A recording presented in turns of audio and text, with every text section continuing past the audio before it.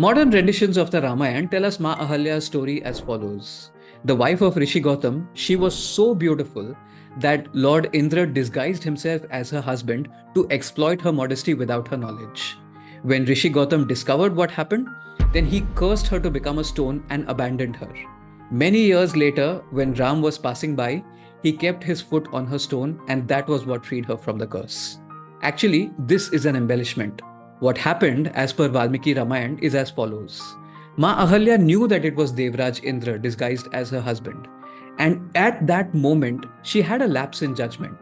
And who wouldn't, regardless of our commitment status, if someone attractive and powerful made a move on us? She knew what she was doing. When Rishi Gautam discovered what had happened, he cursed Devraj Indra to become a Napunsak or impotent. And to his wife Ahalya, he said, "Stay here, do Tapasia as a penance for the blunder you've committed. When Ram arrives, the time of your penance will have ended, and I will return and we can resume our lives." Much later, when Ram and Lakshman do arrive, led by Rishi Vishwamitra, they see the cottage from outside and it looks deserted. They ask the sage, whose cottage is it? And that's when Vishwamitra leads them inside and they see Ma Ahalya sitting, her aura radiating glory from years of tapasya. Ram and Lakshman fall prostrate at her feet because Rishi Vishwamitra describes her as Devarupini Tejaswini Ma Ahalya. And that is when she gets up to host them because her time of tapasya is over. No, Ram does not keep his foot on her stone. Could Ma Ahalya have made revenge her entire life's mission against Lord Indra and against her husband? Yes. Could she have said, "I am a victim of what happened, woe is me"? Yes. Could she have lived her entire life in shame for her mistake? Yes. She could have taken any of these three paths, and frankly, most people would not have blamed her. But she didn't.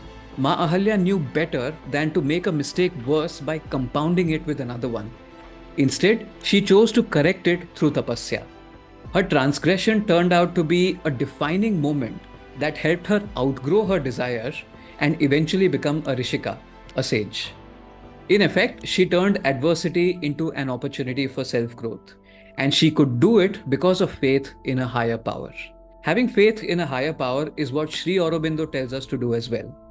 He says, "It is sufficient at first to have full force of the faith, for we cannot from the beginning of the yoga have full illumination.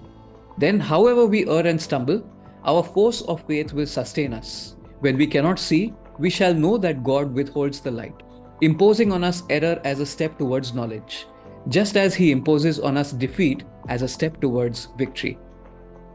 Without faith, every obstacle seems like the end of the world, or it leads us down the wrong path. But with faith, we understand that an obstacle cannot stop us from our purpose. On the contrary, overcoming that obstacle becomes our purpose. As Emperor Marcus Aurelius said, the obstacle becomes the way. Ma Ahalya's story teaches us that the most challenging or vulnerable events need not break us. They can become the moment when we pivot, or when we continue our path of self-improvement by turning adversity into opportunity. Keep the faith in a higher power alive. It is this that becomes the light inside you that makes you shine bright and destroys all evil. Then you may or may not avoid missteps, but you will definitely evolve beyond them. Drop a comment of the moments when you have turned adversity into opportunity, because it gives us all a chance to learn from you.